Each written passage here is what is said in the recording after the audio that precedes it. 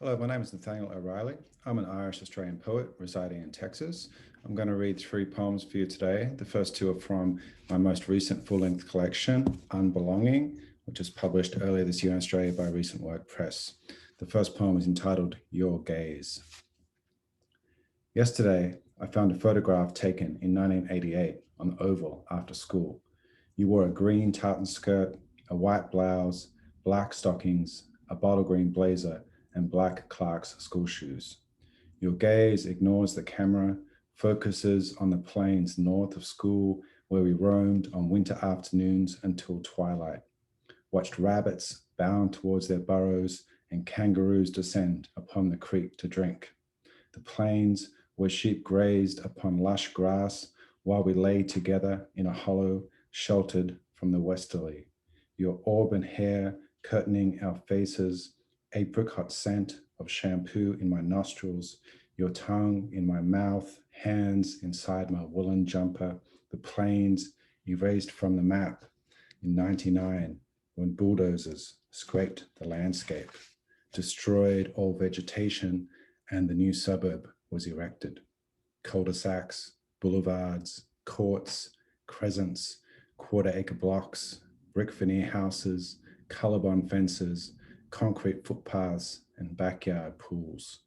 In the photograph, your gaze writes an invisible history only we can read. The second poem from Unbelonging is entitled Beach Ballet. In the midst of an Irish heatwave, lying on a longboard in the swale at Lahinch, chatting with a Paul Kelly lookalike between sets, I look over my right shoulder towards the beach and watch a tween girl catch a wave, rise to her feet, balance gracefully, knees bent, arms wide and relaxed, ride all the way to the shallows before stepping lightly off the side of the board into knee-deep foam. The girl's ride is almost complete before I recognize her as my daughter, just 20 minutes into her first lesson, adapting, evolving, becoming herself. And the third poem I'm going to read is from my forthcoming chapbook, Blue, which is published by Above Ground Press and will be coming out later this month. This is a villanelle entitled Grey. My peers and I are turning grey, our youth exhausted and deceased, mortality exposed for display. Unable to resist our DNA, black, brown, and blonde transformed, my peers and I are turning grey. We wake to new strands each day, evidence of age multiplied, mortality exposed for display.